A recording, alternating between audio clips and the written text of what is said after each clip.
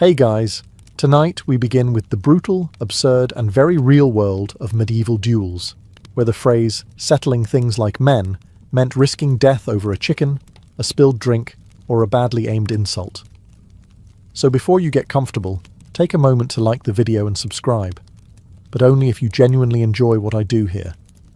And let me know in the comments where you're tuning in from and what time it is for you. It's always fascinating to see who's joining us from around the world. Now, dim the lights, maybe turn on a fan for that soft background hum, and let's ease into tonight's journey together. So, someone in your village accuses you of stealing their cow. Or maybe they say you insulted their honour, or worse, questioned their lineage. In medieval Europe, there were a few ways to handle this. Option 1. Talk it out like reasonable adults. That never happens. Option 2. Challenge them to a duel. Now we're talking. This is trial by combat, the preferred legal method of settling disputes when paperwork was scarce and tempers were not. The concept was noble in theory. Let two parties fight it out, and the winner is obviously telling the truth, because God would never let a liar win a sword fight. Spoiler, God stayed out of most of these. The rules, if we can call them that, were hazy at best. In some places, you were supposed to use the same weapon, swords, axes or clubs, depending on the social class and how fancy the occasion was. In others, it was less about standardization and more about enthusiasm. You could show up in a full suit of armor while your opponent had nothing but a boiled leather vest and optimism. The setting? Not quite the cinematic duel atop a misty cliff. It was usually a muddy field, a town square, or whatever patch of land was flat enough for swinging things. Occasionally spectators gathered, not for fairness and just for entertainment. And these fights were not elegant. Forget graceful fencing or Shakespearean monologues. Medieval duels were awkward, sweaty, and exhausting. Two people clanking around in heavy gear, wheezing through metal grills, hoping the other one slipped in the mud first. Interestingly, you didn't always have to kill the other person. If they surrendered, maybe with a loud "uncle" or just by groaning into the dirt, the duel could be over. But if they didn't, well, the fight might continue until someone stopped moving convincingly. Oh, and yes, there were documented cases of women dueling men, sometimes with modified rules, like the man fighting from a pit while the woman stood above with a club. Which sounds weird, but at least someone was trying to level the playing field. Literally. Let's rewind to the early medieval centuries, when legal systems were more of a polite suggestion and less of an actual framework. If someone accused you of stealing a pig, insulting their honour, or being secretly French, you didn't hire a lawyer. You sharpened something pointy and asked God to take sides. Thus entered the elegant institution of trial by combat, where truth was determined not by facts, but by whoever could swing a sword without immediately falling over. It started with Germanic tribes like the Franks, who believed that the gods, and later, God with a capital G, would never let an innocent man lose a fight. You could lie, cheat, and maybe have 3 goats too many. But once the swords came out, divine justice was expected to intervene. Eventually. Hopefully. Unless God was on lunch break. Trial by combat wasn't the only legal ordeal available. There was also trial by fire. Carry this red-hot iron and hope your skin doesn't melt. And trial by water. If you float, you're guilty. If you sink, you're innocent, but possibly dead. But trial by combat had a certain panache. It was dramatic, noisy, and gave you the faint illusion that skill mattered. Over time, the concept became so popular that it started showing up in actual law codes. The Lex Alamanorum and Lex Salica, basically the medieval equivalent of, "My uncle wrote this down so it must be legal," spelled out that if someone calls you a liar, and you're feeling especially confrontational, you may challenge them to a duel. Please bring your own weapons and try not to embarrass your ancestors. By the 12th century, trial by combat had worked its way into feudal courts. Nobles used it to resolve land disputes, marital accusations, and anything else that required a dramatic ending. There were rules, kind of. Duels had to be approved by a judge, which meant someone in robes and a hat said, "Yes, you may now attempt to legally bludgeon each other." The best part: if you refused to fight, you were automatically guilty. So your choices were pick up a weapon and pray for divine assistance, or go directly to jail. Or worse, back to peasant life. Picture a knight, majestic armour, flowing plume, eyes full of valour. Now picture that same knight gasping for air as he tries to wrestle another grown man out of a mud puddle while a squire holds their horse and pretends not to be emotionally scarred. Welcome to the world of knightly duels, where honour was on the line, but coordination was optional. Duels between knights were supposed to be refined affairs. The code of chivalry said you should fight with courage, fairness, and restraint. But once the helmets went on and visibility dropped to near zero, most of that went out the arrow slit. Suddenly, the fight turned into a loud, clunky slapfest between two armoured barrels. Before the match, both parties would declare their grievances. These ranged from "you insulted my noble house" to "your dog looked at me weird." Judges or nobles oversaw the event, pretending this was all very dignified and not just professional grudge settling in metal pyjamas. Weapons were agreed upon, usually longswords, maces or lances, though sometimes the choice felt more like whatever's lying around. Occasionally, combatants would even switch mid-fight, usually because they dropped their first weapon and panicked. Armour was customised to be duel-friendly. This meant extra plating around the important bits, head, chest, ego, and occasionally a spike or two thrown in for flair. Mobility, however, suffered. Watching two knights fight was like watching two overstuffed wardrobes fall down a staircase, loud, slow, and full of unexpected injuries. Despite what romantic paintings suggest, most of these duels didn't end with a swift, noble strike. They ended when one knight collapsed from exhaustion, or got pinned to the ground and politely bludgeoned into agreement. Sometimes one would shout, "I yield," through a mouthful of helmet, assuming anyone could hear him under all the wheezing and clanking. Winning a duel didn't always mean killing your opponent. In fact, killing them could be frowned upon, especially if the whole thing started over something trivial, like a misheard insult or a misplaced glove. No one wanted to explain to the king why Sir Geoffrey was now fertilizer. Not every duel was between nobles in gleaming armour. Sometimes justice needed to be served between two peasants arguing over something serious, like whose turn it was to use the only working plough, or who spilled whose beer 3 market days ago. And when you're a medieval peasant, your options for conflict resolution are 1. Shout, 2. Throw something, or 3. Duel with whatever's closest and vaguely sharp. Welcome to the world of peasant duels. Same rage, fewer resources. Unlike knights, peasants couldn't afford custom armour, fancy weapons, or an audience with the local lord. Most duels happened in fields, alleyways, or behind the alehouse, places already covered in mud, livestock droppings, and the occasional unconscious witness. It wasn't about spectacle. It was about pride, and maybe a chicken. The weapons, creative, pitchforks, hoes, sticks, kitchen knives, heavy rocks, soup ladles. If it could be lifted and swung with emotion, it qualified. Some even fought with farming tools still covered in yesterday's turnip. One fight reportedly ended when a man was struck with a wheel of cheese. That's not legend. That's just Tuesday. There were rarely formal rules. Most fights started spontaneously and ended when one man gave up, passed out, or wandered off out of boredom. Occasionally, a village elder or drunk uncle would serve as referee, a role that mostly involved shouting, "That's enough, lads," while holding a half-eaten apple. Despite the chaos, these duels weren't always frowned upon. In some communities, a good, clean brawl was seen as therapeutic, like a medieval form of counselling, except instead of talking about your feelings, you tried to dislocate someone's shoulder with a shovel. Of course, not all fights ended harmlessly.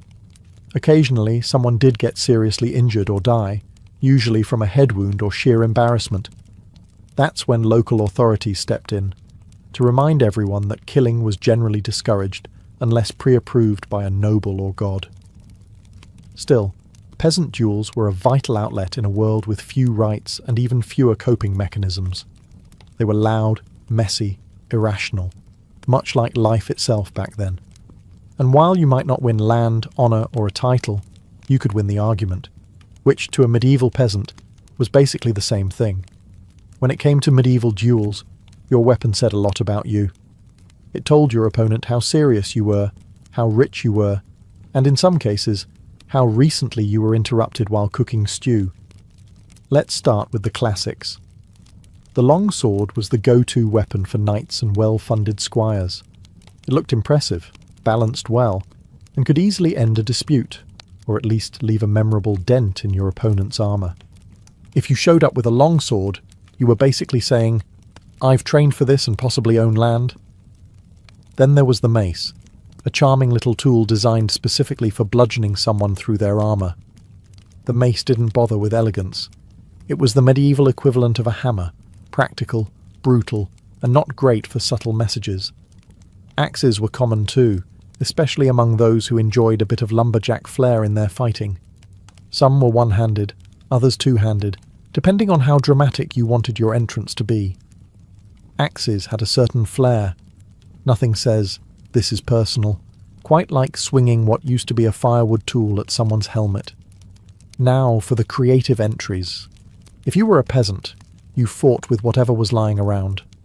Pitchforks, sticks, hoes, wooden clubs, and yes, even the occasional frying pan. There are actual records of people showing up to duels armed with kitchenware. One man famously wielded a skillet with such fury that the local priest made a note about it in the parish ledger, probably under unusual bludgeonings. Daggers were also popular for close quarters work. Some were sleek, others were glorified pointy triangles. In tight spaces like castle corridors or tavern basements, daggers let you settle your grievances without knocking over too many chairs. If you were really trying to make a statement, you might show up with a flail, the infamous chain and ball contraption. Flails were dramatic, terrifying, and nearly impossible to aim properly. There's a reason you don't see flail experts today. Most of them knock themselves out. You might think the medieval church, bastion of peace, piety, and moral guidance, would be firmly against the idea of people settling arguments with swords, sticks, or cast-iron cookware. You'd be half right. In theory, the church condemned violence. In practice? Let's just say their position on duels was more "it depends" than "absolutely not." Trial by combat started as a holy concept. The belief was that God would ensure the righteous party would win the fight. After all, what better way to determine the truth than by seeing who could swing harder without falling over? Priests would often bless the combatants before the duel, not to stop them, but to make sure God had the proper paperwork in order. Church officials frequently oversaw formal duels, especially those sanctioned by courts. One monk was even known to keep score, not in any official capacity.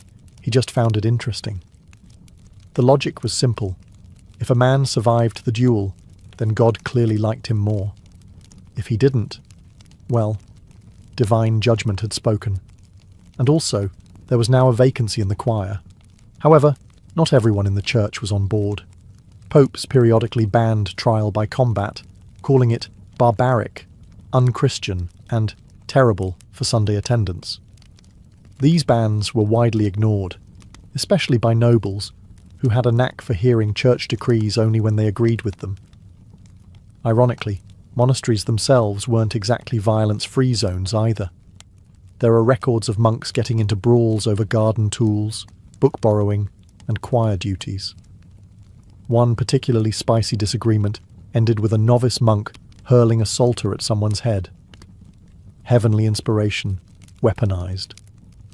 The church's real problem with duels wasn't the violence, it was the unpredictability. Sometimes, the wrong person won. And nothing ruins divine authority like God backing the guy who smells like ale and hasn't confessed in 6 years. Eventually, as legal systems matured, And as people kept bleeding on church property, clergy began pushing for less trial by axe and more trial by witness testimony. But in the meantime, the church kept a cautious distance, close enough to bless the fight, far enough not to get stabbed by accident.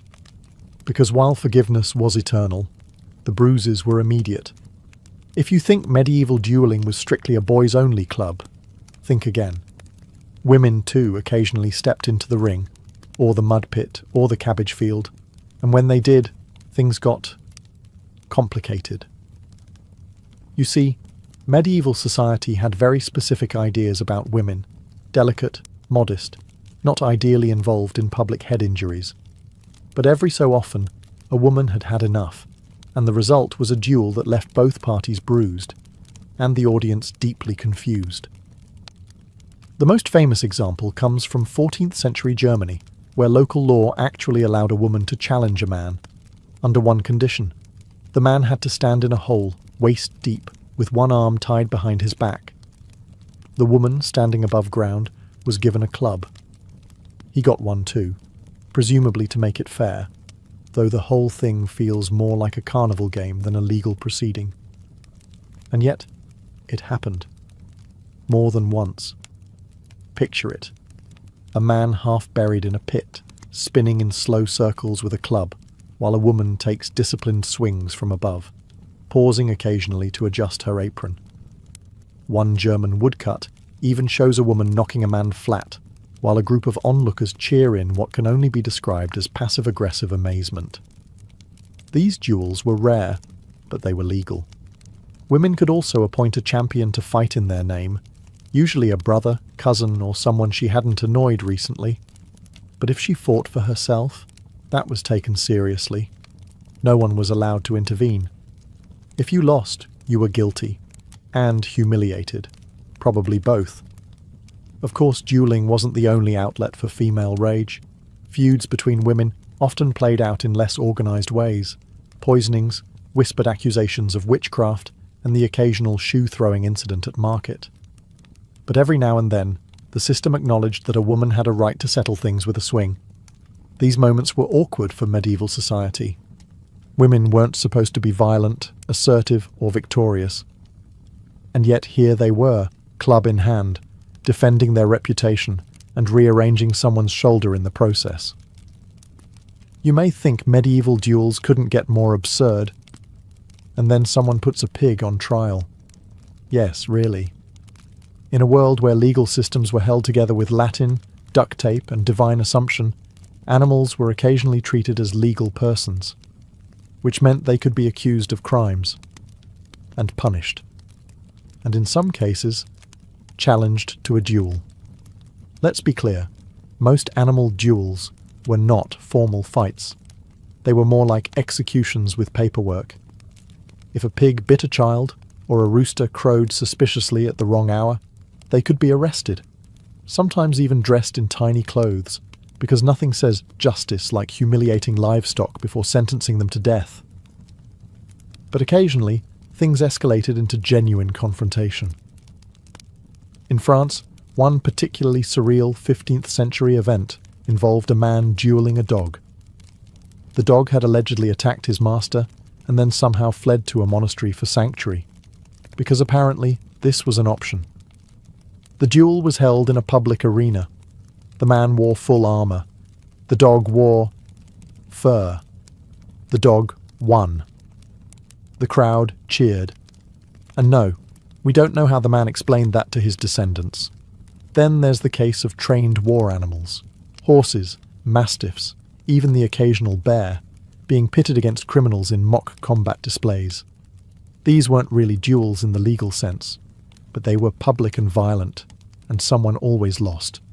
Usually the guy not covered in fur and teeth. Why all this? Well, in the medieval mind, the world was a carefully balanced moral order. If a person could sin, so could a pig. If a man could stand trial, why not a goat? And if justice involved violence, then anything with limbs was fair game. Was this justice? Not exactly. Was it symbolic? Apparently. Was it weird? Absolutely. These cases are rare. But they weren't satire. They're documented in court records, drawn in medieval manuscripts, and discussed in serious theological debates. Somewhere, a monk once had to decide whether a donkey was acting under demonic influence or just having a bad Tuesday. Of all the ways medieval people tried to prove a point with sharp objects, jousting, or dueling on horseback, was arguably the most theatrical. It was part sport, part ritual, part "I hope my helmet fits," and entirely based on the idea that two men charging at each other with lances would somehow reveal the truth. Jousting was mostly the domain of knights. You needed a horse, armour, a squire or two, and the kind of financial stability that let you risk spinal injury for entertainment. In other words, not your average village lad with a shovel and a grudge. The format was simple. Two knights rode at each other from opposite ends of a tilt, a long wooden barrier, and tried to knock each other off using long, heavy lances. The goal was to hit your opponent squarely, ideally breaking your lance dramatically while staying upright. The secondary goal was to not fall off your horse like a sack of mail. Despite the pageantry, it was still a duel, and people got hurt. Concussions, broken bones, and the occasional impalement were part of the fun. One knight even got a splintered lance tip lodged through his eye and into his brain. He rode another 100 feet before falling off. Because medieval dignity demanded you finish your round before collapsing, there were rules, lots of them. You could only aim for certain parts of the body. Killing someone wasn't encouraged, but also not entirely discouraged, depending on the audience. And your horse had to be trained, armoured, and preferably not in a bad mood. Some duels on horseback weren't for sport, though. In certain disputes, especially among nobles, mounted combat was a genuine method of settling legal matters. Think courtroom drama, but with hooves and significantly more screaming. Of course, not everyone was graceful. Horses panicked, riders dropped lances. Occasionally, someone forgot to lower their visor and got a face full of wood. The spectacle might have looked noble, but most jousts ended with someone being helped off the field by a team of worried squires and one deeply judgmental stable boy. Somewhere between law, blood sport, and accidental theatre, duels quietly evolved into one of medieval Europe's favourite pastimes. Because if there's one thing the medieval crowd loved more than miracle plays and public executions, it was two angry men hitting each other in the name of honour while everyone else chewed on roasted turnips. By the 13th century, duels weren't just about resolving disputes. They were events. Villagers would gather. Nobles would invite guests. Merchants sold snacks. Sometimes there was even music. It was less grievance settlement and more medieval fight night. Duels drew all social classes, from peasants standing in the mud to lords in velvet trying not to look too excited. Clergymen were there too, officially to pray, unofficially to place bets.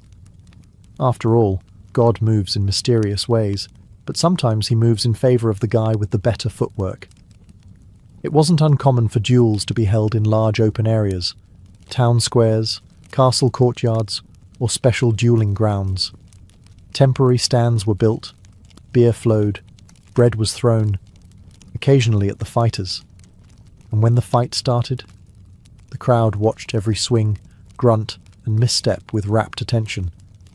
A clean hit drew cheers, a dramatic tumble got gasps, and if someone lost a finger, well, you'd better believe that story lived on in taverns for the next 6 winters. The entertainment value wasn't just in the violence, it was in the characters. Some duelists had reputations.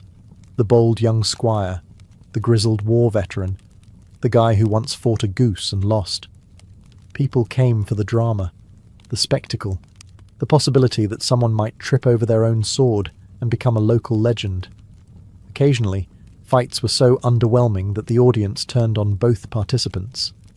Booing was involved. Tomatoes, if in season. One chronicler noted a duel where both men refused to engage for over 20 minutes, resulting in the crowd storming the field and declaring a sheep the moral victor. In time, the duel became less about truth and more about the show. It was proof that justice didn't have to be efficient. It just had to be loud, messy, and preferably shirtless. Because if you're going to settle a legal matter, why not invite the entire town and make a day of it? Not all duels were local tavern scuffles over who stole whose bucket. Some were legendary affairs, remembered not just for the bruises but for actually shaping historical events, or at least mildly adjusting them while everyone else stood around pretending it mattered more than it did.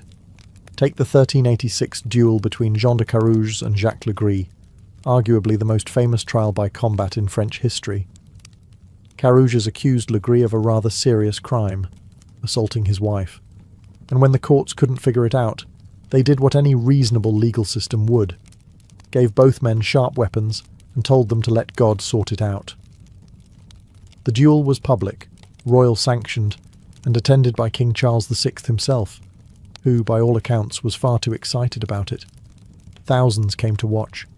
Horses were mounted, lances were broken, armour was dented, and in the end, Carouges killed Legris, which legally meant his wife was telling the truth. That's how truth worked back then. Whoever lived longer was clearly the honest one. The event was so significant that it inspired books, films, and one very nervous change to French law shortly afterward. Trial by combat was quietly discouraged when people realised justice by stabbing might not be the most reliable system. Then there's the 1467 duel between the Burgundian champion Jacques Laleng and a Spanish knight, a fight held for diplomacy, glory, and the kind of national pride that involves punching each other with sticks. They fought for hours before it ended in a draw, a polite way of saying, everyone's too tired to keep pretending this is fun. Duels weren't always so grand. One monk challenged another to single combat over who should be choir director.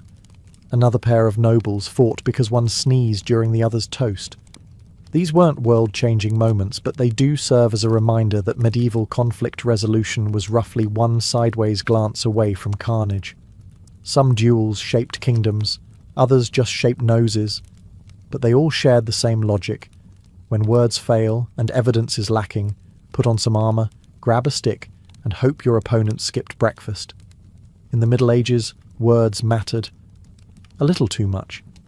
Especially if those words suggested someone's honour, parentage, or bathing habits were less than stellar. Because while modern insults might result in a strongly worded email, medieval insults could very easily end in a legal duel and a broken collarbone. Insults in medieval society weren't just rude, they were often actionable offences. Calling someone a liar, a thief, or, heaven forbid, a coward could be considered defamation. And the only acceptable response? Challenge them to a duel and let your sword explain your feelings more clearly. But insulting someone wasn't as simple as shouting, "You stink," across a field. There was an art to it, a certain flourish. This was a time when people took 10 minutes to say good morning, and another 5 to accuse your uncle of sheep theft. Some favoured the direct approach. A classic insult might sound like, "You are a knave and a scoundrel, unworthy of your title and your trousers." Others preferred the poetic route, accusing rivals of being spawn of a flea-bitten sow, or lower than the worms beneath the dung heap. The more syllables, the better. Nobles had their own version of verbal warfare.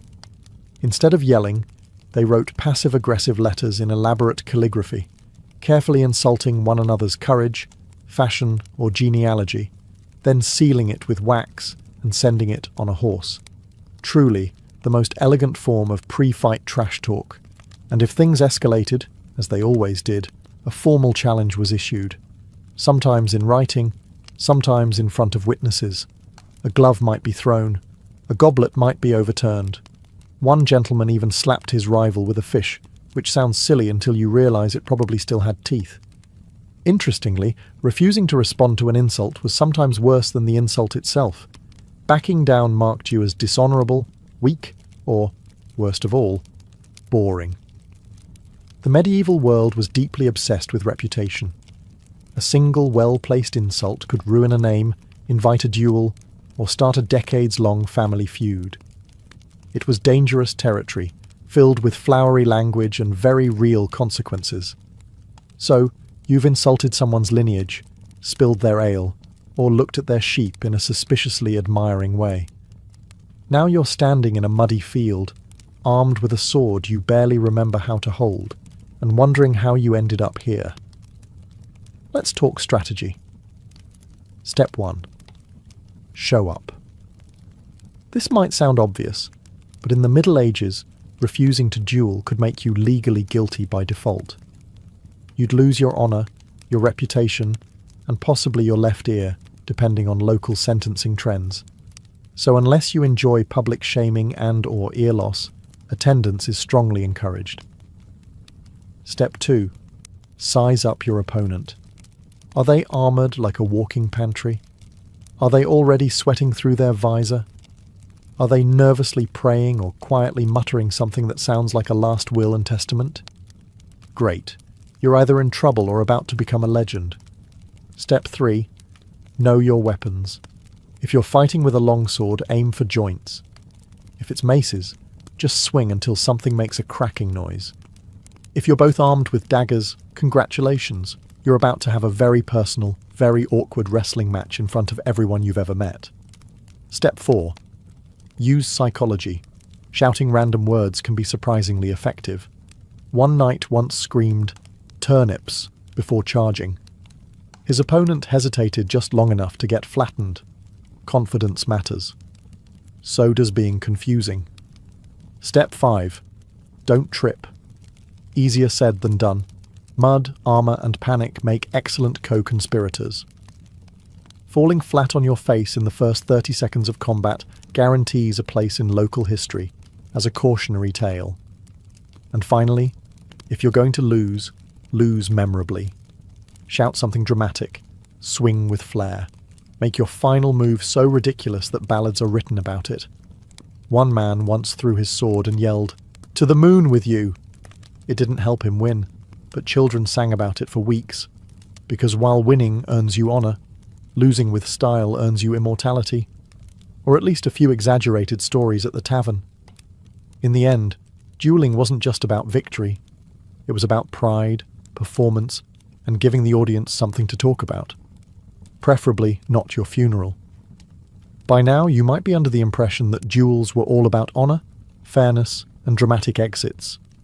But sometimes, more often than anyone wanted to admit, duels were less about justice and more about getting rid of someone conveniently while looking very noble about it. Welcome to the darker side of dueling. Legalised murder, now in ceremonial wrapping. Let's say you're a nobleman. You've got a rival. He's richer, louder, and his falcon is clearly better trained. You can't just assassinate him. That's uncivilized. So instead, you provoke him into a duel. Maybe you insult his wife's embroidery. Maybe you accuse him of watering down his wine. Eventually, he gets mad enough to challenge you, or you challenge him. Either way, someone's not coming back from this, and it's all perfectly legal. Because here's the thing. In many places and time periods, duels were state-approved outlets for homicide.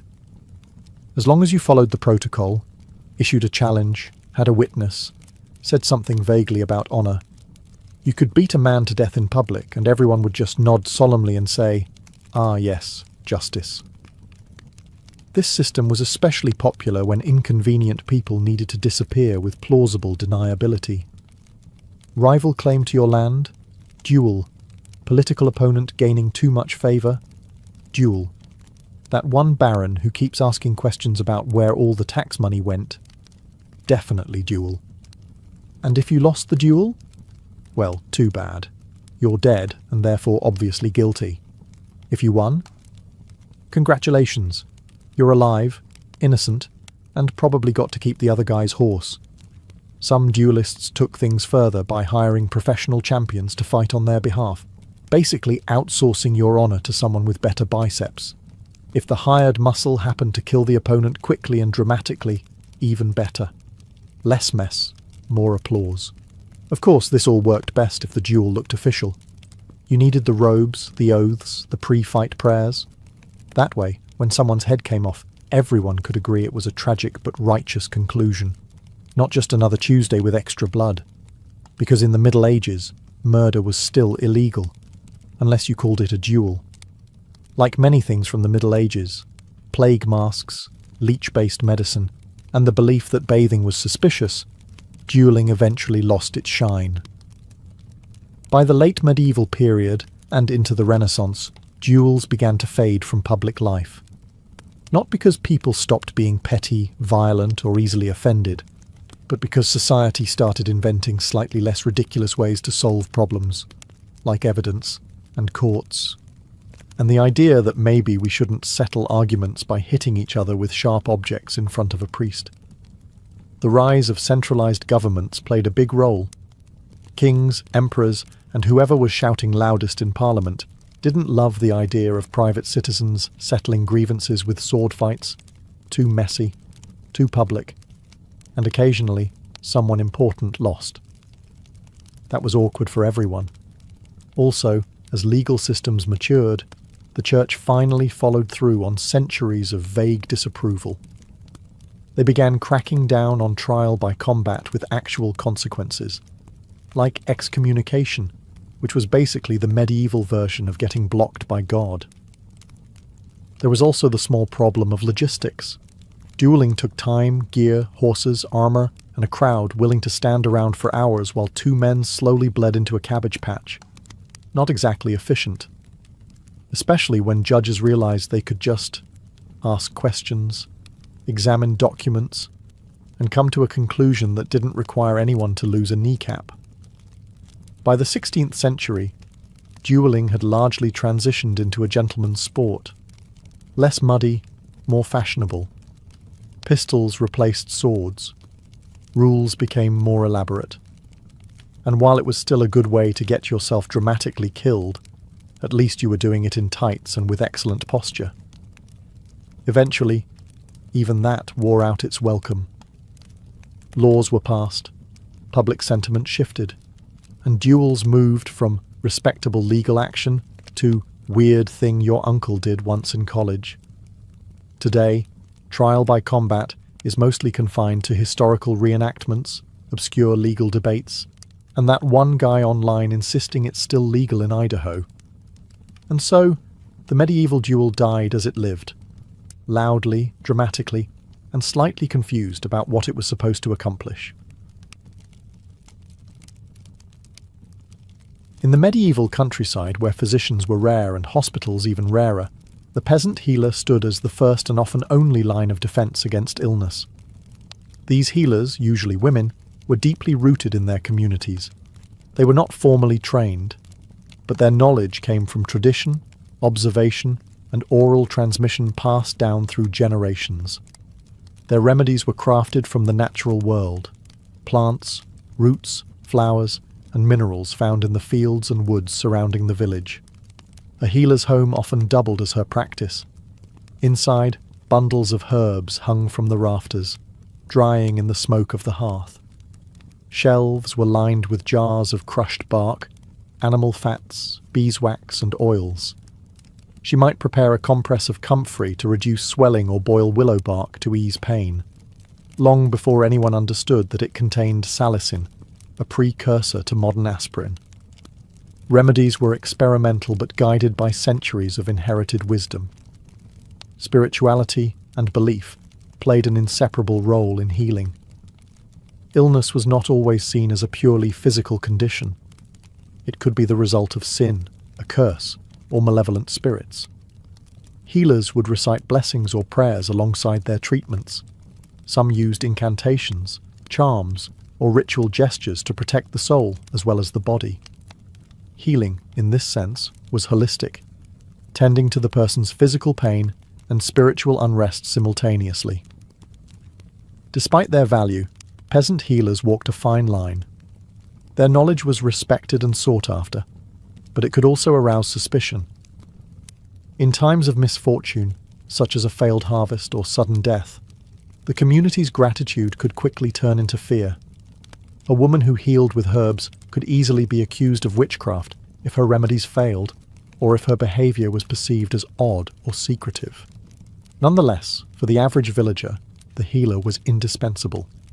She delivered babies, mended broken bones, soothed fevers, and comforted the dying. Her presence offered hope in a world with limited options. While her cures may not always have worked by modern standards, They represented a blend of empirical observation, faith, and a deep understanding of the natural world. In an age of uncertainty, the peasant healer was a symbol of resilience and care. In the deeply spiritual and often superstitious world of medieval peasants, illness was not just a matter of failing health, it was a potential sign of spiritual attack or evil influence. One of the most curious and widespread methods for defending against these unseen forces was the creation of witch bottles, small containers filled with protective items, meant to trap or repel harmful magic. These bottles were typically crafted from glass or stoneware, though clay vessels were common in rural areas. Inside, the healer, or sometimes the afflicted person themselves, would place a variety of symbolic items: iron nails, hair or nail clippings from the victim, red threads, pins, herbs, and even urine. The urine was believed to attract the attention of the witch responsible for the affliction, and once she was lured in, the sharp or rusty contents of the bottle would wound or trap her spirit, rendering her powerless. After being prepared, the witch bottle would be buried upside down near the entrance of a home, under the hearth, or beneath the threshold. Placement was key. It had to intercept dark forces before they entered the household. If illness persisted or worsened, another bottle might be made, or the original might be dug up, altered, and reburied with stronger ingredients. These objects were not rare. Across medieval Europe, especially in England and Germany, archaeologists have uncovered hundreds of them, often still sealed, their contents untouched for centuries. Their presence is a quiet testament to the fears that haunted the minds of everyday people. The fear that sickness came not only from cold weather or dirty water, but from curses, jealousy, or unseen spiritual warfare. In tandem with witch bottles, peasants sometimes hid apotropaic marks, symbols carved into doors, lintels, or walls, to ward off evil. These could include circles, pentagrams, or the interlaced letters VV, invoking the protection of the Virgin Mary. Such signs were not mere decoration. They were silent guardians, protecting families from illness and misfortune. Though they may seem strange now, these practices reflect a worldview where illness and health were deeply entwined with belief. For the medieval peasant, to be protected physically meant being protected spiritually, and that meant taking no chances with the forces beyond sight. For medieval peasants, nature was not just the backdrop to daily life. It was the pharmacy, the healer's library, and the silent teacher.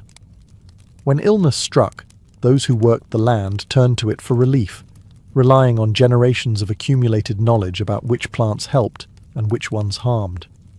In a time when formal medicine was inaccessible and often misunderstood, herbs were among the most trusted allies. The meadows and forests surrounding villages were rich with medicinal flora. Yarrow was gathered for wounds, known to stop bleeding and promote healing. Chamomile soothed upset stomachs and helped with sleep.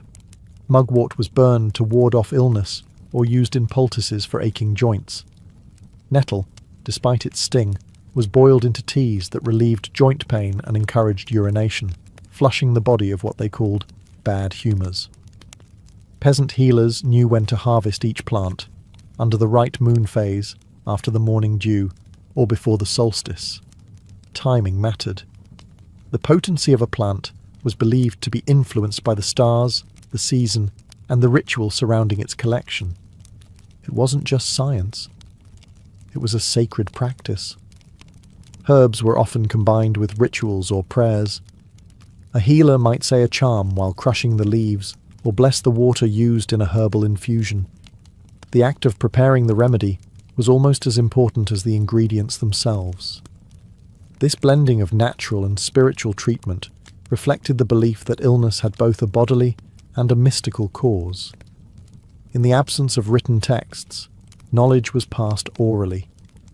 A healer might teach her daughter, apprentice, or a trusted neighbour the art of identifying safe mushrooms from poisonous ones, or which root should be boiled and which should be dried. Recipes were memorized, not written. Some families had their own secret blends, closely guarded for generations. Though they lacked microscopes or modern chemistry, peasant communities developed an intuitive understanding of the body and nature's ability to help it. And while not every remedy cured, many were surprisingly effective. Modern science has confirmed the antimicrobial and anti-inflammatory properties of several herbs they used. Herbalism was more than a skill. It was a quiet, persistent form of survival and self-reliance. In the shadow of plagues and poor harvests, a bundle of dried plants could mean the difference between hope and despair. Not all medieval peasant remedies were based on herbs and prayer. Many treatments relied on a deeper, older tradition, one that believed animals held special properties capable of drawing out disease, neutralizing curses, or restoring balance to the body. Among the most curious of these were frog poultices and toad-based cures, once commonly practiced across rural Europe. The logic was symbolic as much as physical. A live frog might be pressed against a sore throat or infected wound, then released into a stream. It was believed that the frog would absorb the illness and carry it away with the current. In more severe cases, frogs were cut open and placed directly on the body.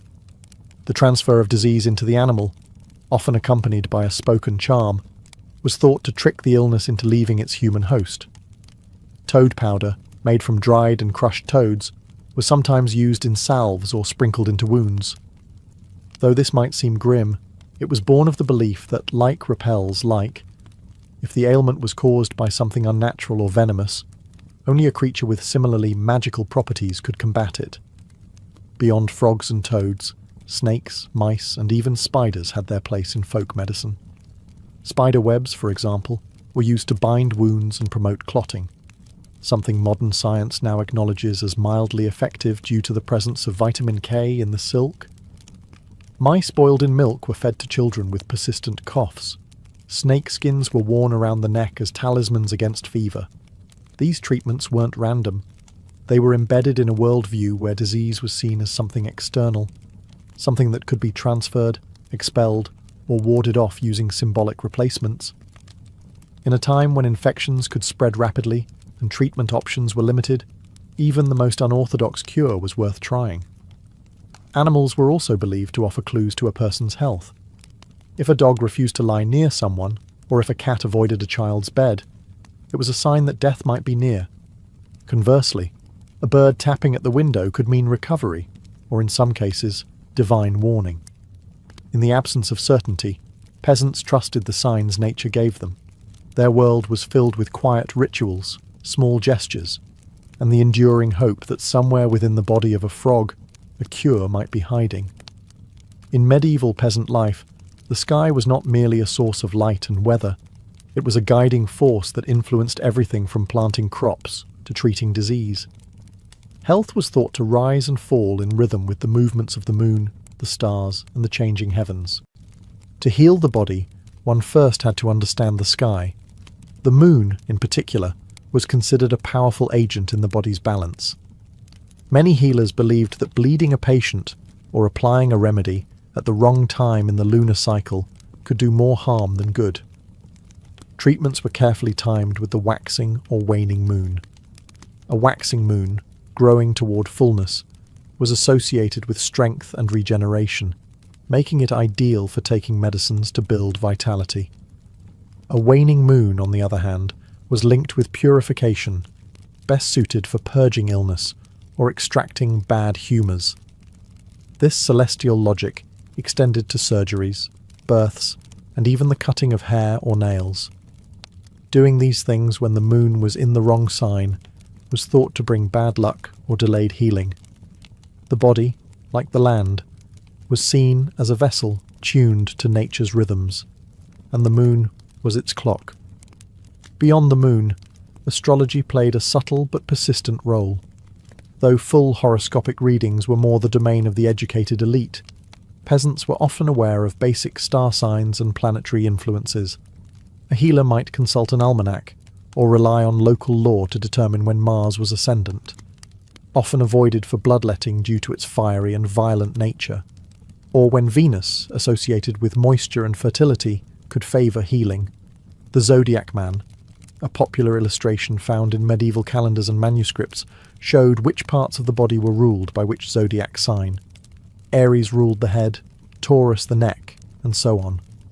Healers might use this figure to decide when and where to treat a patient, or whether to wait until the stars were better aligned. While today such ideas may seem distant, for the medieval peasant they provided order in a world of uncertainty. The sky was not just distant decoration, it was a living map of invisible forces, offering structure, guidance, and hope. To watch the heavens was to seek healing not just from nature, but from the very rhythm of the universe itself. In a world where sickness could strike without warning and medicine was uncertain, medieval peasants often turned to the divine. Healing, for many, came not from herbs or stars, but from the blessings of the saints. Their bones, clothing, or even a piece of their coffin were believed to hold miraculous powers. These sacred items, relics, were at the centre of spiritual healing, offering hope when all earthly remedies had failed. Relics were kept in churches, monasteries, and sometimes even in private homes of the nobility. Pilgrims travelled long distances to visit shrines said to house the remains of saints known for healing. St. Thomas Becket's blood, St. Cuthbert's incorrupt body, and a piece of St. Catherine's finger were all sought after. Simply touching these relics, or even standing in their presence, was believed to bring healing to the faithful. In local parishes, more modest relics, such as a drop of oil from a saint's lamp or a scrap of cloth that had touched a shrine, were sometimes made available to peasants. Priests would bless the sick using these relics, or the items might be placed on the afflicted area of the body during prayer. The belief was not in the object itself, but in the spiritual power it carried through divine association. Often, peasants would also light candles to a specific saint, pray novenas, or make offerings in the hope of healing. Saint Sebastian was invoked during times of plague, Saint Apollonia for toothaches, and Saint Roch for wounds and pestilence. These connections were not random. They reflected both the saint's life and the miracles they were believed to have performed after death. For those too ill or too poor to travel, local rituals sometimes replicated the power of relics. A healer might wrap a charm with a saint's name written on parchment and tie it around a limb. If no relic was available, even invoking the saint's name in a whispered prayer could bring comfort. While science was still centuries away from providing clear explanations for illness, the veneration of relics offered peasants something equally powerful: faith. In a harsh world, to believe that a higher force cared for the suffering brought strength, and sometimes, according to many, it brought healing. In medieval peasant life, words carried power, not just in prayers or church rituals, but in the whispered charms and softly spoken incantations used to guard against sickness and misfortune. Healing was as much about protection as it was about remedy, and for many, the first defence came not from medicine, but from a charm worn around the neck, or a phrase passed quietly from mother to child. Charms could take many forms. Some were written words, inscribed in Latin or the local dialect on parchment or wood, then folded and worn in a small pouch close to the body. Others were spoken aloud, repeated a specific number of times, often 3 or 7, sacred numbers in both folk belief and Christian tradition. The phrases might call upon God, saints, angels, or nature spirits, depending on the healer's background and local customs. Talismans were physical objects believed to hold protective power. They could be as simple as a wolf's tooth, a stone with a natural hole, or a coin blessed at a shrine. A popular belief held that if you carried an object struck by lightning, it would protect you from illness caused by evil air or spiritual harm. Iron, too, was thought to repel malevolent forces. Nails driven into doorways, or tiny iron knives tucked beneath pillows, were used to keep sickness at bay. Children and newborns were often given extra protection. A cord with blessed beads, a scrap of St. John's wort, or a wax figure of a saint might be sewn into their clothing or hung over their cradle. Illness in children was often blamed on the evil eye or malicious spirits, and charms were seen as essential to keep such forces away. Not all charms were public. Some were deeply private, passed down within families and never spoken aloud to strangers. To reveal the words was believed to lessen their power. In many villages, the healer's reputation rested as much on these secret charms as on her knowledge of herbs. Though we might now classify such objects as superstition, they represented a profound belief in the invisible web of forces that surrounded daily life. For the medieval peasant, healing was not just a response to illness. It was a lifelong act of guarding the soul and body with every means available. While much of medieval healing took place within homes or through individual remedies, the rhythm of the village year also provided opportunities for communal rituals and seasonal cures. These events blurred the line between medicine, religion, and tradition. They were collective moments where the entire community participated in seeking protection, renewal, and healing, both physical and spiritual. The changing of seasons was considered a vulnerable time for the body and spirit. Transitions like spring equinox, harvest, or midwinter were believed to weaken the natural defenses of the body, making people more susceptible to illness.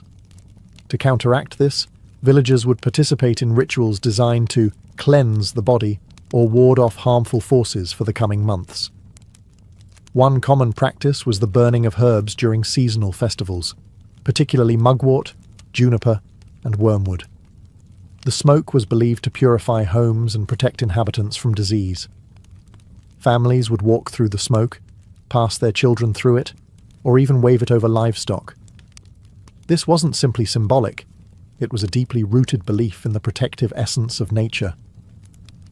In some regions, holy wells or sacred springs were visited during certain feast days. People would drink or bathe in the waters, believed to be blessed by saints or touched by divine power. Stones were placed near the water's edge as offerings, or strips of cloth, called clooties, were tied to nearby trees while prayers were whispered. These were acts of devotion and healing in equal measure. Feast days of healing saints, such as St. Blaise, known for protecting throats, or St. Hildegard, associated with health and herbal knowledge, were marked by special masses and blessings. Sick members of the community might receive holy water or be anointed with oil during these times. In some villages, entire households would walk around the parish boundaries, reciting protective prayers to safeguard their land from disease and misfortune, a tradition known as beating the bounds. These communal acts helped reinforce both spiritual protection and social cohesion. When sickness was a constant threat, healing wasn't only an individual pursuit, it was something to be shared, celebrated, and safeguarded together. In a world where survival often depended on the strength of the village, these rituals offered a powerful reminder that health, like faith, was something best nurtured in community. In the world of medieval peasants, healing was never just a question of survival. It was also a delicate dance between what was accepted by the church and what risked being condemned as heresy. For all their reliance on charms, herbs, relics, and prayers, peasants also lived in fear that stepping too far outside accepted norms might invite accusations of witchcraft. This fear was not unfounded. Many village healers, particularly women, found themselves caught between reverence and suspicion. A woman who could ease childbirth or cure fevers might be praised one year and denounced the next. If a recovery failed, or if a neighbour's cow died soon after a remedy was given, whispers could grow into charges. Misfortune had to have a reason, and when it struck, the healer's power became a convenient target. Church authorities tolerated many traditional practices, especially those wrapped in Christian imagery or invoking saints, but they also drew firm lines. Astrology, invocations to unknown spirits, and the use of secret words or symbols were viewed with increasing suspicion. Healing that did not rely explicitly on divine intercession risked being labelled as a cult. The line between folk medicine and forbidden magic was not clearly defined, and it often shifted with the politics of the time. Witch trials, while not yet at their later peak, did occur in the later Middle Ages. Healers were sometimes accused of having made pacts with dark forces or using their knowledge to curse rather than cure. Some were subjected to questioning, public penance, or worse. Others simply faded into silence, choosing to no longer share their remedies out of fear. And yet, despite these dangers, folk healing endured. Communities still turned to their local wise women and herbalists, still tied ribbons at sacred springs, and still buried witch bottles beneath their doorsteps. Faith and fear coexisted. The church might warn against superstition, but the cry of a feverish child or the spread of illness across a field of labourers made people reach for whatever hope they had. In this fragile balance between heaven and earth, between accepted belief and forbidden knowledge, medieval peasants navigated the mystery of illness with courage. Healing was never just about the body. It was about survival, trust, and belief in a world where the unseen shaped everything. The plague doctor mask remains one of the most haunting symbols of pre-modern medicine. With its elongated beak, dark round eyes, and waxed cloak, it has become a visual shorthand for the terror and mystery surrounding the Black Death. Today, it's often used in horror films, costumes, and dark art. But in its own time, the mask was not intended to frighten. It was instead a desperate attempt at protection, both physical and spiritual, in a world that had no clear understanding of contagion. The mask first emerged in the 17th century, though the Black Death itself had devastated Europe centuries earlier in the 14th century. By the time the beaked mask came into use, physicians had begun to develop more structured theories about disease transmission, though many of these ideas were still deeply flawed. Chief among them was the concept of miasma, the belief that diseases were spread by bad air, foul-smelling and invisible vapours that could enter the body through the nose and mouth. To counter this, plague doctors wore masks filled with aromatic substances. The beak was not a stylistic choice, but a functional one. It created space for a small chamber to hold herbs, spices, dried flowers, and sometimes even vinegar-soaked cloth. Common ingredients included lavender, mint, camphor, and cloves, anything believed to purify the air or drive away the invisible poison. The lenses in the eyes were often made of glass, sealed to prevent contaminated air from reaching the eyes. The rest of the outfit was equally intentional. A long waxed coat, gloves, boots, and a staff, which allowed the doctor to examine patients without touching them directly. To those who saw the mask approaching, it often meant death was near. These doctors visited the sick, marked homes under quarantine, and recorded death tolls. They were not miracle workers, but their presence was a grim reassurance that someone still dared to enter the homes of the afflicted. Far from a theatrical costume, the plague doctor's mask was a product of fear, hope, and the limits of contemporary knowledge. It represented the best efforts of early medicine to face an enemy it could barely comprehend, a mask made not for vanity, but for survival. The image of the plague doctor, robed in black with a beaked mask and staff in hand, didn't appear until centuries after the Black Death first tore through Europe in the 14th century. The earliest mentions of such doctors in uniform appear during later outbreaks, especially in 17th century Italy and France. By this time, cities had begun appointing official plague doctors, physicians paid by municipalities to treat the infected, record the dead, and oversee public health measures. These men were not always the most skilled or experienced doctors. In fact, many were young, poorly trained, or foreign practitioners willing to take on the deadly work that others avoided. The job was high risk and often thankless, but in some cases it offered steady pay or career advancement. For poorer cities and remote regions, even minimal medical presence was considered better than none. The plague doctor uniform was formalised in 1619 by Charles de Lorme, personal physician to several French royals. He designed it to protect the wearer from miasma, the supposed poisonous air that was believed to carry disease. The outfit included a full-length waxed coat, leather gloves, leggings, boots, and a wide-brimmed hat. It was topped off with the now infamous beaked mask and a cane used to examine patients from a distance. The role of the plague doctor was grim. They were tasked with entering quarantined homes, inspecting the sick and dying, administering basic remedies, and keeping meticulous records of infections and deaths. In some areas, They also performed autopsies or helped enforce quarantine measures, ensuring no one left infected zones without permission. Despite their official titles, many plague doctors had little ability to cure the disease.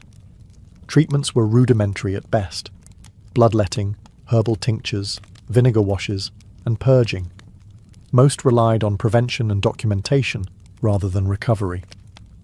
Still, their presence represented an effort, however limited, to respond to a terrifying and mysterious threat. As the plague continued to ravage communities, the Doctor in Black became a familiar and deeply unsettling figure. To those watching from their windows, the arrival of a plague doctor was a sign that illness had already taken root. It was a living reminder of both society's vulnerability and its determination to resist. At the core of the plague doctor's mask was the belief in protection through scent and purification. The long beak was not ornamental. It was designed to create space for aromatic substances, thought to cleanse the air before it reached the lungs. In an age without microscopes or knowledge of bacteria, disease was widely believed to travel through miasma, or bad air. This theory shaped much of medieval and early modern medical thinking, and the beaked mask was its most iconic application. The beak typically contained a mixture of dried herbs, flowers, and resins. Some of the most common ingredients included lavender, rose petals, mint, cloves, myrrh, cinnamon, and camphor. These were not chosen at random. Many were associated with cleanliness, sanctity, or strong, pleasant smells that might counteract foul odours. Others, like vinegar-soaked sponges or juniper berries, were believed to carry antiseptic properties, though this understanding was purely observational and lacked a scientific basis. These ingredients were tightly packed into the curved beak of the mask, which acted like a primitive air filter. Some doctors changed the contents daily. Others adjusted them according to the symptoms they encountered, or the severity of the local outbreak. The idea was that by breathing in purified air, the doctor could avoid infection. The reality, however, was more complicated. While it's easy to dismiss this practice as misguided, it's important to recognize its logic within the context of the time. The miasma theory, though flawed, was based on consistent observation. Foul smells often accompanied disease and decay. In many cities, death followed where the stench was strongest. The mask, therefore, was both a medical tool and a form of psychological armour, a barrier against a terrifying and invisible enemy. In some cases, these herbal mixtures may have provided minor relief. Certain herbs, like clove and thyme, do have antimicrobial properties. Others may have helped soothe the doctor's nerves or mask the overwhelming stench of death. But the beak was never truly a barrier to infection. It was a hopeful gesture in the face of overwhelming uncertainty. Despite its limitations, the beaked mask remains one of the earliest examples of protective gear in medical history. It marked a shift, however small, toward the idea that disease could be blocked, contained, or controlled through human effort. While the beaked mask is the most recognizable part of the plague doctor's attire, it was only one component of a carefully constructed uniform designed to protect the physician from exposure. Every element, from the hat to the boots, served a specific purpose rooted in the prevailing theories of disease transmission, especially the belief that illness could spread through touch and corrupted air. Plague doctors wore a long, waxed cloak made of leather or heavy canvas, often coated in animal fat or wax to repel bodily fluids. The cloak covered the body from neck to ankle and was sometimes sealed at the sleeves to prevent contamination from reaching the skin. Underneath, multiple layers of fabric provided insulation and a further barrier. Thick gloves protected the hands, while tall leather boots shielded the legs and feet from contaminated surfaces. Covering the head was a wide-brimmed hat, often made of stiff material or leather. This hat not only completed the look, but also served to distinguish plague doctors from the general public, a necessary feature in a time of fear and chaos. The hat identified the wearer as a medical official, allowing them access to quarantined zones and patient households. Perhaps the most overlooked part of the uniform was the staff. Usually made of wood and measuring several feet in length, the staff allowed the doctor to maintain physical distance.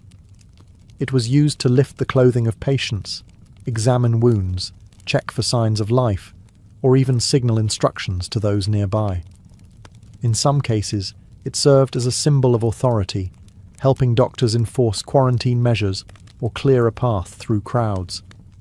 The full ensemble, when worn together, created a complete physical barrier between the doctor and the outside world. Though its effectiveness against disease transmission was limited, since the real culprits, fleas and bacteria, were unknown, the uniform did offer a level of psychological reassurance, both to doctors and the communities they served. In the midst of widespread panic, the uniform established order and protocol, creating the appearance of control in the face of an invisible threat. It also marked a turning point in medical history. The beginning of personal protective equipment, centuries before the germ theory of disease would finally rewrite the rules of medicine. Though plague doctors were often portrayed as figures of authority and knowledge, the reality of their medical practices was far more uncertain. Without an understanding of bacteria or viruses, treatments were based on humoral theory, miasma, and long-standing medical traditions inherited from classical antiquity. As a result, much of what plague doctors prescribed was experimental, symbolic, or rooted in hope rather than science. The most common medical explanation for illness at the time was the theory of the four humours: blood, phlegm, yellow bile, and black bile. Disease was believed to occur when these fluids were imbalanced, so many treatments focused on restoring equilibrium. This led to the widespread use of bloodletting, either through the application of leeches or the cutting of veins. Patients were also given emetics to induce vomiting or laxatives to purge the system. Herbal remedies played a significant role.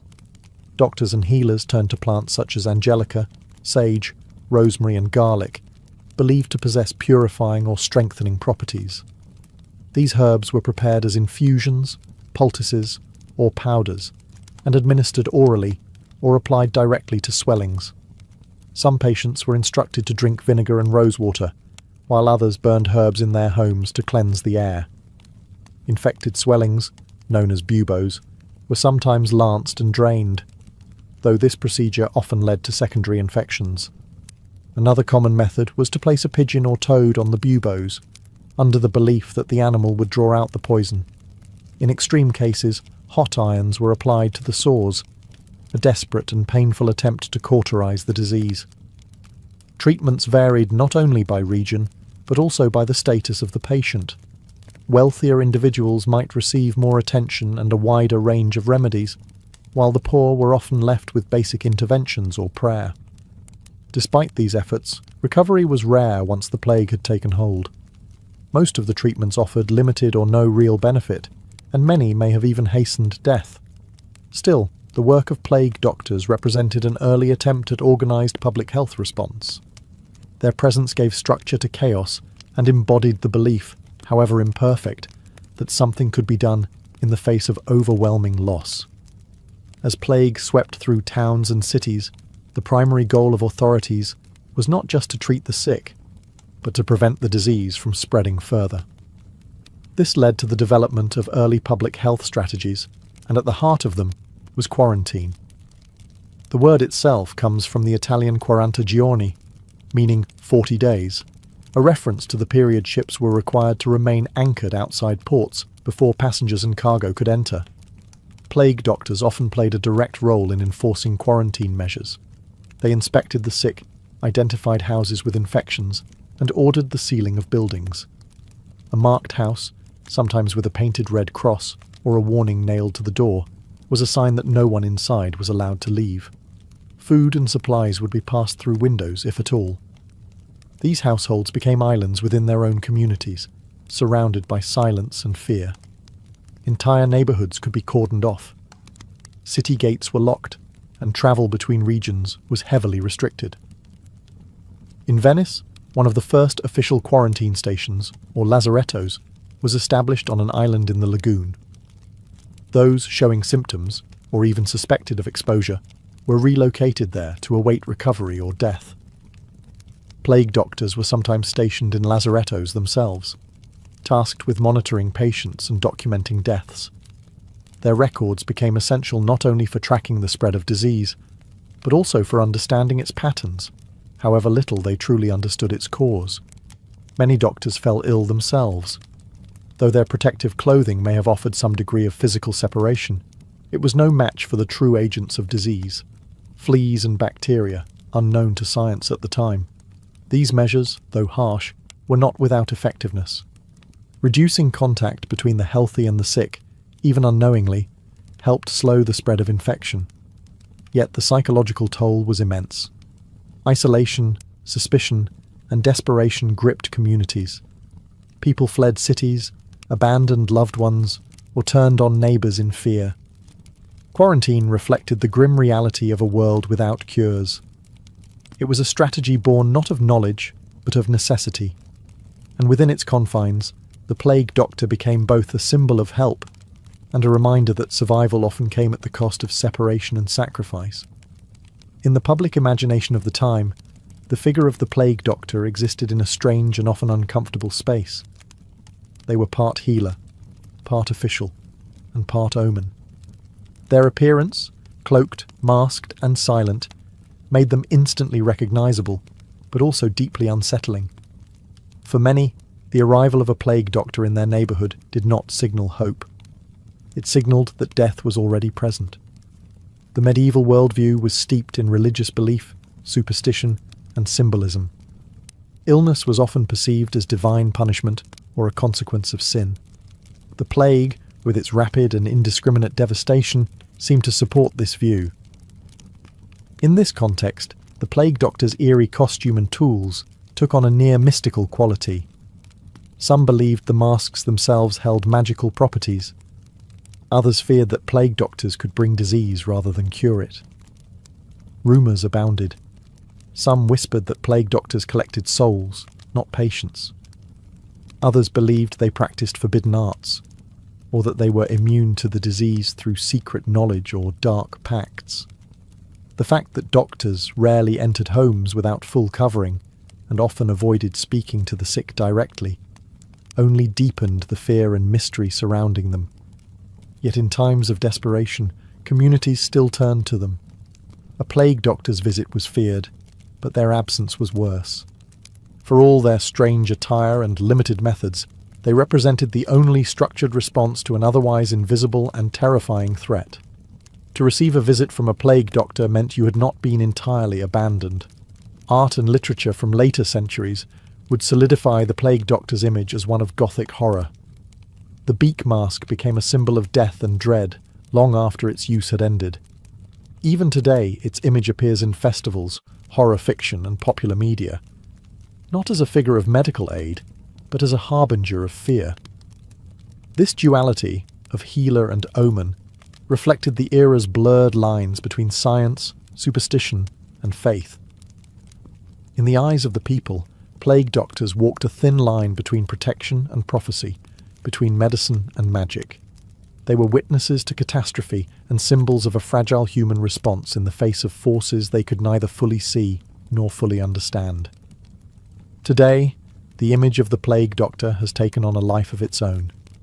It is instantly recognizable. The long, curved beak, black cloak, and vacant glass eyes. But this powerful symbol, so often associated with medieval times, is largely misunderstood and often inaccurately placed in history. Contrary to popular belief, the iconic plague doctor mask did not originate during the first great wave of the Black Death in the 14th century. The most recognizable form of the outfit, the beaked mask and waxed overcoat, was not widely used until the 17th century, particularly in Italy and France during later outbreaks. Earlier physicians treating the Black Death did not wear this kind of uniform at all. In fact, some worked without any protective gear whatsoever, which contributed to their high mortality rates. The plague doctor image we know today was further shaped not just by medicine, but by art and satire. In the 17th and 18th centuries, illustrators began to depict plague doctors in exaggerated fashion. Beaks longer than practical, eyes exaggerated for effect, and poses that emphasized their otherworldly presence. These drawings blurred the line between medical documentation and theatrical representation. In time, the image became divorced from its original context. By the 19th and 20th centuries, plague doctors were less associated with actual medical history and more with folk horror, masquerade costumes, and dark symbolism. The Venetian carnival adopted the beaked mask into its traditions, turning it into a figure of spectacle and performance. The haunting mask, stripped of its original function, became a character, part healer, part ghost. Today, the plague doctor appears everywhere, from video games and graphic novels to Halloween costumes and historical dramas.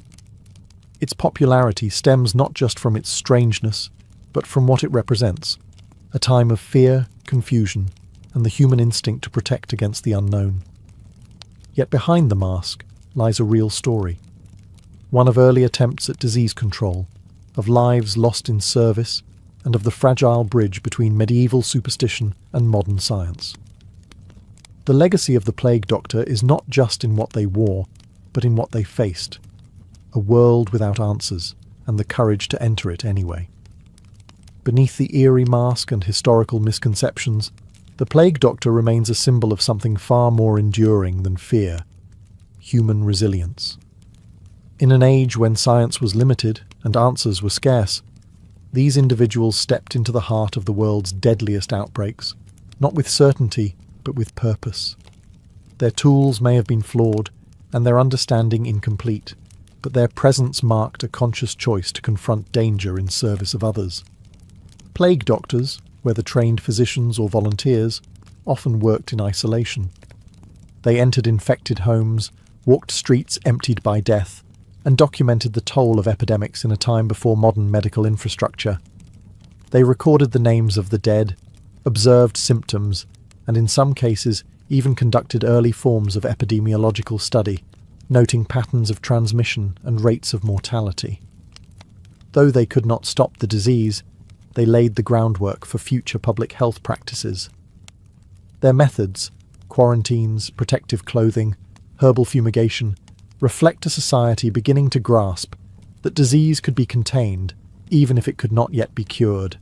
In this way, the plague doctor was a bridge figure, one foot in the world of humours, saints and superstition, and the other in the emerging realm of observation, data, and structured response. Their uniform, so strange to modern eyes, was the result of a logical system built with the tools and beliefs available at the time. Rather than symbols of ignorance, the beaked masks and waxed cloaks were expressions of adaptation, early, imperfect prototypes of the personal protective equipment that would become essential centuries later. Perhaps this is why the image endures. The plague doctor reminds us not only of the horror of pandemics, but of humanity's refusal to surrender to them. Even in an age overwhelmed by death and mystery, people showed up. They experimented, documented, endured, and tried, despite the risks, despite the odds. Isabella of France entered the world in the year 1295, born into one of the most powerful dynasties in Europe. She was the daughter of Philip IV, King of France, and Queen Joan of Navarre. Her father was a monarch known for his cold efficiency and strict control over his realm, earning the nickname Philip the Fair, not for kindness, but for his pale complexion and stern, symmetrical features. Isabella's childhood was shaped by courtly formality, dynastic expectation, and the subtle warfare of diplomacy. Raised at the Capuchin court, Isabella received an education befitting a royal daughter. She was trained not only in languages, piety, and etiquette, but also in statecraft. She learned early that her life would not be her own. It would be a tool of alliance, a piece on a much larger political chessboard. That opportunity arrived early. By the time she was 12 years old, Isabella was betrothed to Edward II of England, heir to the Plantagenet throne. This union was no romantic pairing. It was a strategic move to calm tensions between France and England after years of territorial disputes and rival claims. The marriage, sealed in 1302, was meant to secure peace. Instead, it would eventually ignite one of the most dramatic chapters in English royal history. Isabella left France and crossed the Channel to marry Edward in 1308. Though still a young girl, she entered the English court with poise and dignity, but she quickly found herself in a hostile environment. Edward II was not the ruler her father had expected. He was politically inexperienced, emotionally distant, and completely devoted to his male favourite, Piers Gaveston. Isabella, though young, recognised immediately that she had been set aside. In the early years of her marriage, Isabella played the dutiful queen. She bore children, including the future Edward III, and performed her ceremonial duties. But beneath the surface she was watching, learning, and waiting. Her intelligence, political instinct, and loyalty to her French lineage would one day drive her to challenge the English throne itself. Isabella's story was not one of quiet obedience. From the beginning it was clear. This was a queen born not to be ruled, but to rule. In the early years of Isabella's queenship, her position was more symbolic than influential. Despite her royal blood and her marriage to the King of England, Isabella was largely marginalised at court.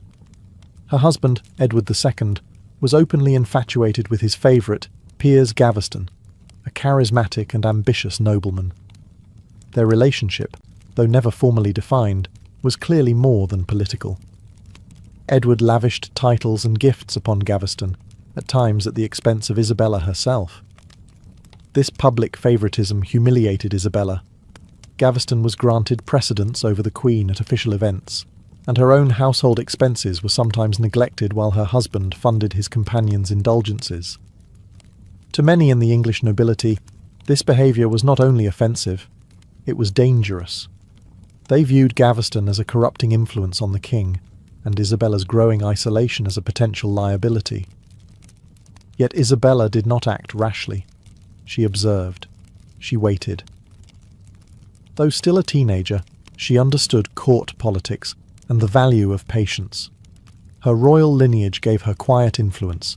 Her father, Philip IV, remained a powerful presence across the Channel. When English nobles finally forced Edward to exile Gaveston in 1308, it was partly through appeals to Isabella's injured dignity. But Edward soon brought Gaveston back, igniting further conflict. The tension reached its peak in 1312, when a group of nobles captured and executed Gaveston without royal approval. Though Edward mourned his friend, Isabella's status began to improve. The court had learned that unchecked royal favouritism could fracture the realm, and Isabella emerged from the crisis as a more central figure. Over the next decade, however, Edward repeated his mistakes. After Gaveston's death, he turned to new favourites, the Despencer family, particularly Hugh Despencer the Younger. The cycle of favouritism, resentment, and political instability resumed.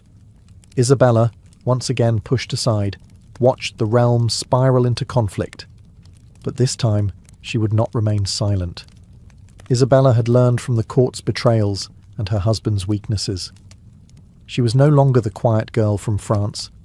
She was a mother, a queen, and a strategist. And she was beginning to understand the full extent of her influence, not just in England, but across Europe. What began as exclusion was about to become revolution. By the year 1325, Isabella's marriage had become a battleground. Her relationship with Edward II had long deteriorated, and his continued devotion to Hugh Despencer the Younger had pushed the kingdom to the brink of rebellion. The Despensers were not merely royal favourites, they were power brokers, enriching themselves while punishing the king's enemies. Nobles were disinherited, executions were carried out, and entire families lived in fear of Despencer vengeance. Isabella, like many, had been stripped of her lands and influence. In a decisive moment, Isabella left England for France under the pretense of a diplomatic mission. Her brother, Charles IV, now sat on the French throne after the deaths of their older siblings. Charles had his own quarrels with Edward over territory in Gascony, and Isabella was tasked with smoothing relations. But once she arrived, she refused to return. What had begun as a royal errand transformed into self-exile. and a calculated move toward resistance. Isabella took a bold and unprecedented step. She refused to return to England while Hugh Despenser remained in power. She claimed that she feared for her life, citing the tyranny of the Despensers and her husband's indifference. Her refusal was a scandal, but it was also a masterstroke. For the first time, a queen consort was openly opposing a reigning king, and gaining allies as she did so. While in France, Isabella struck up a powerful alliance with Roger Mortimer, an English noble who had fled Edward's wrath. Their connection was initially political, but soon became personal. Whether their romantic relationship had already begun is unclear, but by the time they joined forces, their interests were inseparable. Together, they began gathering support from disaffected English nobles and French allies. Isabella also had another ace, her son, Edward of Windsor, the heir to the English throne. She insisted he join her in France, away from his father's influence. The boy's presence gave her legitimacy. She was not simply a disgruntled queen. She was the mother of the future king, acting to protect the crown from tyranny. From exile, Isabella began to build a revolution. She was no longer just resisting Despenser. She was preparing to remove a king. By the autumn of 1326, Isabella of France had transformed from an exiled queen into a political force, preparing to overthrow the King of England. With Roger Mortimer at her side, she secured financial backing, troops from sympathetic French nobles, and promises of support from disaffected English lords. At the centre of their cause stood young Edward of Windsor, her son, and the rightful heir to the throne. His presence gave the entire campaign a veneer of legitimacy. It was a mother restoring the crown to its proper future, not simply a queen taking revenge. In 1327, Isabella and Mortimer launched their invasion, landing on the Suffolk coast with only a modest army. But what they lacked in numbers, they made up for in momentum. As they advanced, they encountered little resistance. The English people, weary of Despenser tyranny and royal mismanagement, welcomed them. Nobles and knights defected in droves. The political tides had shifted, and Isabella's gamble had paid off. Edward II, abandoned by many of his supporters, fled westward with Hugh Despenser. But their retreat was short-lived. They were captured by forces loyal to Isabella near Neath in Wales. The king was imprisoned, and Hugh Despenser the Younger was put on trial for treason. His execution was swift and brutal, intended to signal the end of a corrupt era. With the Despensers removed and Edward under guard, Isabella faced a difficult question: what to do with a living king? Though deposition was rare, it was not without precedent. In January of 1327, Edward II was formally forced to abdicate in favour of his son, now Edward III, a boy of just 14. The coronation was carried out with dignity, but it was clear who held the real power. Isabella ruled as regent alongside Mortimer, governing England in the young king's name. It was an extraordinary turn. A woman who had once been sidelined and humiliated now held the reins of an entire kingdom. But victory brought its own dangers. Power, once seized, must be maintained. And while Isabella had overthrown one king, she now found herself facing the expectations and scrutiny of an entire realm. Following the abdication of Edward II, Isabella of France emerged as the most powerful political figure in England. Although her son, Edward III, had been crowned king, he was still a boy. Isabella ruled as regent, sharing authority with her close ally and companion, Roger Mortimer. Together, they exercised royal power with a level of control that rivaled monarchs in all but title. Initially, Isabella's regency was well received. The removal of the Despensers brought relief to the nobility and commoners alike, and the promise of stability under her leadership offered hope. She enacted reforms, reversed unlawful seizures of land, and restored titles to those who had been disinherited under Edward II's rule. Her early decisions appeared measured and just, earning her considerable goodwill. But as time went on, criticism began to surface. Mortimer, now made Earl of March, amassed significant wealth and influence. He took over royal castles, received lavish grants of land, and behaved increasingly like a king in all but name. Many began to see in Mortimer the very same unchecked favouritism that had plagued Edward II's reign. Isabella, once seen as a symbol of justice, was now accused of indulgence and excess. She retained many of the lands and riches confiscated from former allies of her husband. Lavish expenditures and generous gifts to French relatives stoked resentment, especially during a time when the kingdom was still recovering from war and political unrest. Compounding the tension was the awkward presence of the deposed king. Though Edward II had abdicated, rumours circulated that he remained alive in captivity. This shadow over Isabella's rule raised suspicions and whispers of conspiracy. Her legitimacy, once rooted in justice, now rested on the fragile edge of public perception. To make matters more complex, Edward III was growing older and watching carefully. The boy king, now nearing adulthood, began to recognise the extent of Mortimer's power and his own mother's reliance on her companion. What had once been a regency was beginning to look like a regime. Isabella had claimed victory, but holding power would prove more perilous than seizing it. The queen who had toppled a king would soon face the challenge of reigning without becoming the very thing she had once destroyed. By the year 1330, Edward III was 17 years old, no longer a boy, and no longer content to watch his kingdom ruled in his name. Though he had been crowned king 3 years earlier, real authority remained firmly in the hands of Isabella and Roger Mortimer, who continued to rule England with increasing boldness. Mortimer had grown arrogant, adopting the privileges of kingship without its title, and Isabella supported him unwaveringly. But both failed to recognise how quickly the tide was turning. The nobility, once grateful for the removal of the dispensers, now viewed Mortimer with suspicion and disdain. His accumulation of wealth and land, his harsh treatment of political rivals, and his central role in foreign and domestic policy made him many enemies. Behind the scenes, young Edward began to gather support from those who wished to see Mortimer's influence ended, and the king assume full power at last. The turning point came in the autumn of 1330, when Edward launched a secret coup. While staying at Nottingham Castle, he used a hidden passage to sneak a small group of trusted allies into the fortress. Under the cover of night, they arrested Mortimer without bloodshed. The operation was swift, discreet, and decisive. Isabella was taken into custody the following morning. Though she was treated with respect and spared public humiliation, her authority was immediately revoked. Mortimer, on the other hand, was tried for treason. Accused of abusing power, enriching himself unlawfully, and manipulating the crown, he was found guilty. Despite Isabella's desperate pleas, Edward ordered his execution. Mortimer was hanged at Tyburn in November of 1330.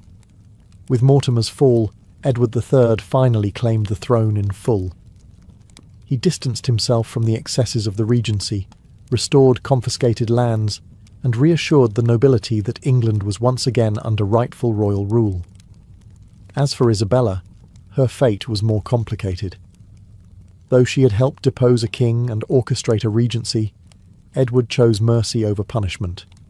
He did not imprison or exile her publicly. Instead, he allowed his mother to retire, away from court, away from politics, and far from the centre of power she once commanded. The she-wolf had been silenced, but not destroyed.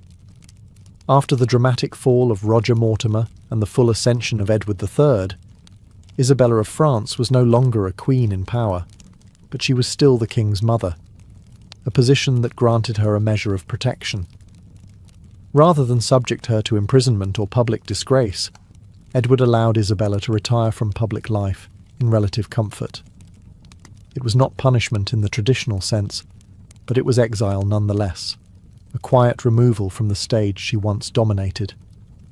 Isabella was settled at Castle Rising in Norfolk, a fortified manor house surrounded by vast estates. There she lived under a sort of gentle supervision. Though she retained a portion of her wealth and status, she no longer wielded political influence. The court moved on without her, and her name slowly faded from royal decrees and chronicles. the woman who had ruled England through ambition and force, now lived surrounded by gardens, servants, and silence. Despite this retreat from power, Isabella was not entirely abandoned. She received regular visits from family, including her son Edward, who ensured she lived in comfort. Records show she maintained a small court of her own and engaged in acts of charity, religious devotion, and patronage of the arts. Her reputation, however, remained controversial. Some viewed her as a queen betrayed by circumstance. Others saw her as a traitor who had overstepped the bounds of royal decorum. In truth, Isabella's retreat was both a loss and a reprieve. The political world she had once navigated with such precision had turned against her, and her removal may have spared her the fate that many others in similar positions had suffered. Unlike Mortimer, she lived. Unlike Edward II, she kept her dignity. Her silent exile allowed her to rewrite the final chapters of her life, not in rebellion, but in reflection. For over 2 decades, Isabella remained at Castle Rising. She outlived many of her enemies and saw her son grow into one of England's most powerful and respected monarchs.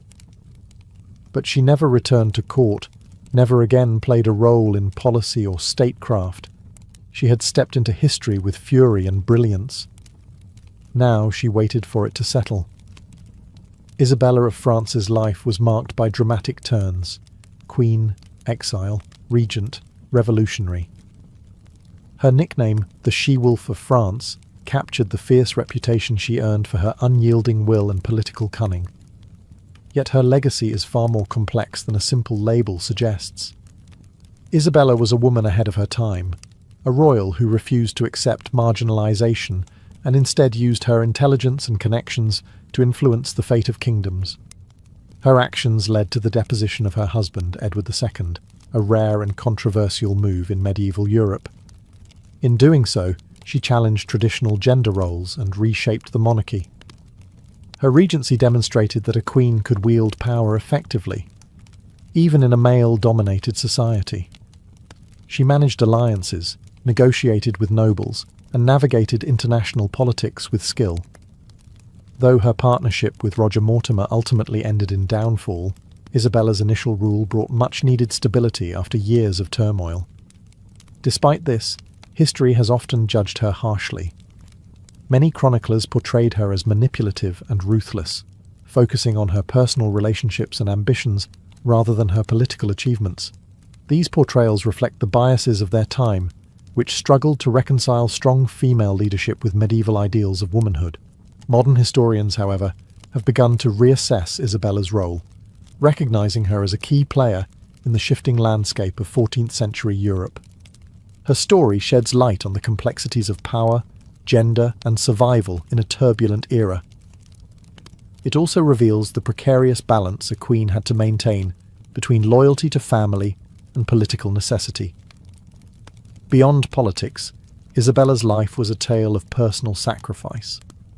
Her marriage, once a political alliance, became a source of betrayal and hardship. Her exile was a quiet end for a woman who once shook kingdoms, yet she endured. Isabella's legacy lives on not only in history books, but in cultural memory, as a symbol of resilience, ambition, and the relentless pursuit of justice in a world stacked against her. The she-wolf may have been feared and vilified, but she remains undeniably one of the most fascinating figures of medieval history. Isabella of France spent her final years away from the political turmoil that had once defined her life. Living at Castle Rising in Norfolk, she devoted herself to religious contemplation, charity, and maintaining her household with dignity. Though her time as a queen and regent had ended, she remained a figure of significance, a royal mother, a former ruler, and a woman who had dared to challenge kings. Her relationship with her son, Edward III, remained respectful but distant. By the time of her death in 1358, Edward had firmly established himself as one of England's most formidable monarchs. He had restored the power of the crown, expanded English territories, and led the country into a new era. While Isabella had retreated from public life, her influence lingered in the very fabric of Edward's reign. Isabella's story is not merely one of scandal and rebellion, but also of survival and transformation.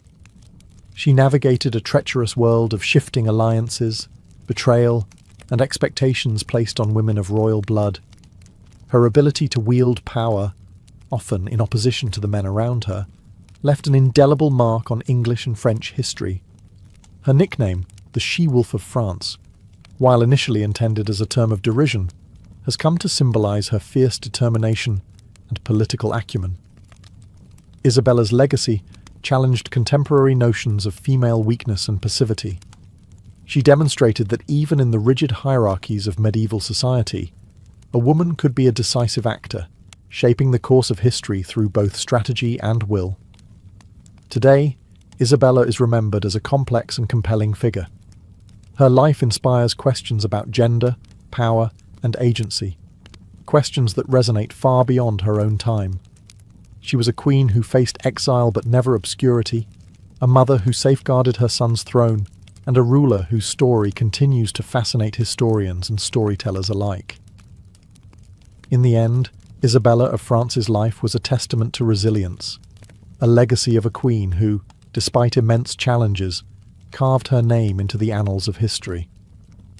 Her story reminds us that behind every great ruler lies a complex human story of ambition, loss, and the quest for power.